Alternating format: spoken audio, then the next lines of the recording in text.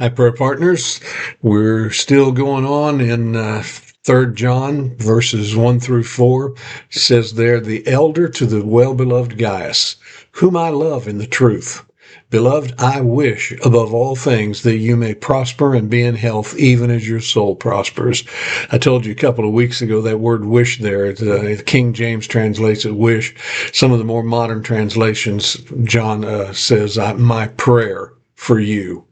And he said, above all things, that you would prosper as even your soul prospers and be in health and have your needs met. And I began to think about that, of my wish, my prayer for you, for those of you who pray, for us who have been willing to be a part of our prayer partners and carry the requests that others send to us.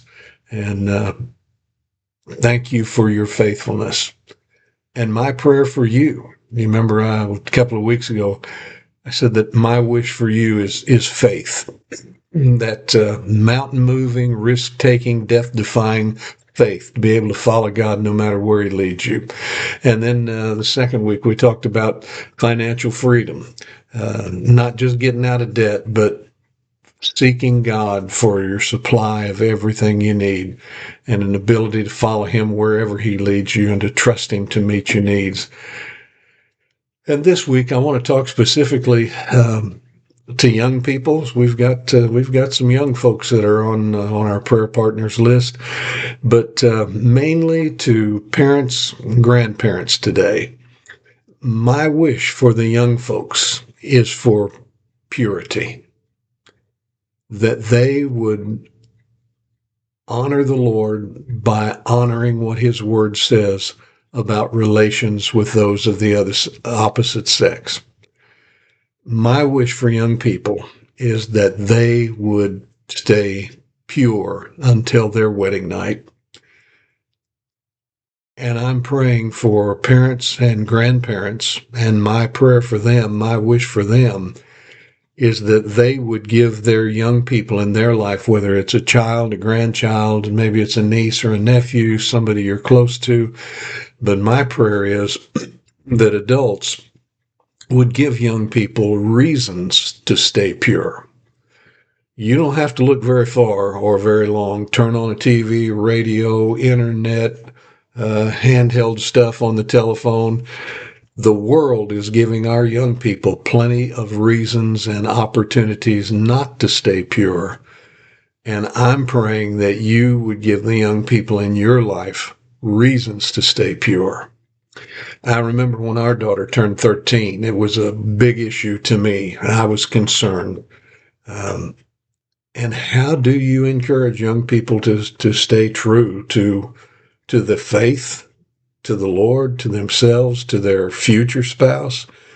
And I had been preaching at a church in Detroit, and I was sitting in the airport on my way home, and I looked down at my ticket stub while I was sitting there in the waiting to get on the airplane, and I noticed on this copy of the ticket, the price was there. The church had paid for my transportation, but I looked at the price on that, and a round-trip ticket from Kansas City to Detroit was less than $100. I think it was like $60, $65, something like that. And I was amazed at that. And I thought, how did they get a ticket that cheap? And so I went over to the desk at the concierge center, and I just asked them, I said, is the price right on that? Is that what this ticket cost? And they looked at it and said, oh yeah, that was purchased through one of our unadvertised specials. And I said, what? And they said, well, we have a lot of specials all the time, but we don't advertise them. But if you call our 800 reservations number and just ask them if they have any special rates, a lot of times we've got tickets that are really cheap. And they need to fill up a flight or something like that. I don't know how they do it. But so anyway, when I got back home, our daughter was just about to turn 13. And she was always complaining and joking mostly, but she and Cheryl had to take me to the airport I don't know how many times and pick me up at the airport, flying here and there and going all over the country. And She said, I never get to fly on a plane. You fly all the time. And she's always wanting to fly on an airplane. So I thought for her 13th birthday, that would be a good present if I could find some really cheap tickets just to take her on a short flight. So we got home and I called Southwest Airlines and I said, do you have any unadvertised specials? And she said, well, where do you want to go? And I said, I just need the cheapest tickets for 2 people round trip you've got. And as close to Kansas City as we can get, because if she doesn't like flying and we have to take a bus home, I don't want to have to take a bus too far. So just the closest place. And so this very helpful ticket agent said, well, I can fly 2 of you from Kansas City to Tulsa, Oklahoma and back for less than $90. And I said, really? How much? And so she told me the price. And I said, well, how much would it cost for 3 of us to go? And it was less than $200 for all 3 of us to fly. And so I said, book the tickets. And so we didn't tell Tracy anything about it. And on her birthday, we got her up and told her to get dressed and said, we're going to go out and eat breakfast before school today. So we got up early and she was kind of still trying to thaw out that morning, and we're halfway to the airport in Kansas City by the time she finally just figured out there's something unusual going on here. And she said, where are we going? And I said, well, we're just making a breakfast cruise. We're going up here a little ways. And it wasn't until we got to the satellite parking lot at the airport before we told her what was going on, and she was really excited. And in advance, I had called a friend of mine who lives in Tulsa, Oklahoma, and he worked for Sheffield Steel at that time. And he had their company travel agent call and find a hotel room for us. And they had a car pick us up at the airport and take us to the hotel and got a great room rate on a room. And we were just there one night. And so we land in Tulsa, a limousine takes us to the hotel, and walked in. And when I made the reservation with the hotel, I told them that it was our daughter's birthday, and they had birthday cakes waiting and a party and all kinds of stuff in the hotel restaurant.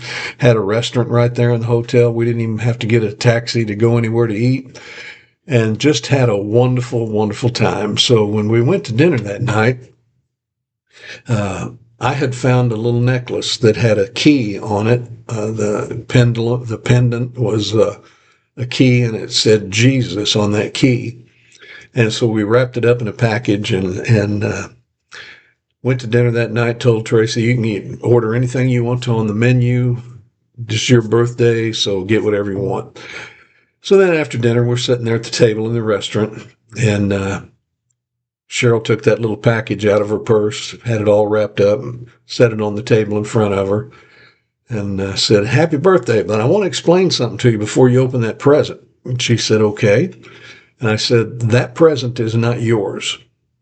She looked at me kind of funny, and I said, that belongs to your husband. And she said, Dad, I'm not even dating yet, let alone thinking about a husband. And I said, I know it. You open it up and look at it, and then I'll explain it to you. And she was really puzzled. And so she unwrapped the paper and took that necklace out and saw the key that said Jesus. And I said, that key represents the key to your heart, to your life, to your virginity, to every aspect of you. And I want you to save those things for your husband. And I want you to be able on your wedding night to give him that necklace, that key, and tell him honestly that you have saved every part of your life for him. And I want you to be able to give that to him and give it to him and say that honestly. I want you to wear it between now and then. And I want it to be a constant reminder that this is important to your mother and I. It's important to Jesus. It's important to you. And it's important to your future husband. And so when you start dating, and that's not going to happen till you're 16 years old, unless he wants to take you out on a date with your mother and I, that's the only way you're going out on a date before you turn 16. And I said, but when you start dating, and when that boy comes to pick you up at the house, and when he comes and knocks on the front door, and he will come and knock on the front door, none of this pulling up in front of the house and honking the horn stuff. No, we're going to meet him. We're going to know who he is. And when he comes to the door, I'm going to lean over and whisper in your ear before you walk out that door. I'm going to lean over and whisper in your ear, have you got your necklace on? And you're going to remember tonight. And you're going to remember that your mother and I love you very much. And we want the best for you. And we know that the best for you is following God's word and doing what he said to do and staying pure for your husband. Well, our daughter, as far as I know, when she got married, she gave that key to her husband and was able to say that honestly. You may not be able to afford a plane ride to Tulsa and spend the night there and do those kind of things with your child or your grandchild or your nephew or niece, whoever it may be. But I want you to begin to pray and think about ways that we can reinforce to our young people reasons to stay pure. That's my wish for our young people, that they would stay pure. That's my wish for you parents, that you would give your children reasons to stay pure. That's my wish for you grandparents, to be involved in your grandchildren's lives and let them know not only are they important to you, not only is this issue important to you, but it's important to God, to them, and to their future spouse. My wish for the church is that purity be a part of our young people's lives. God bless. Have a great week.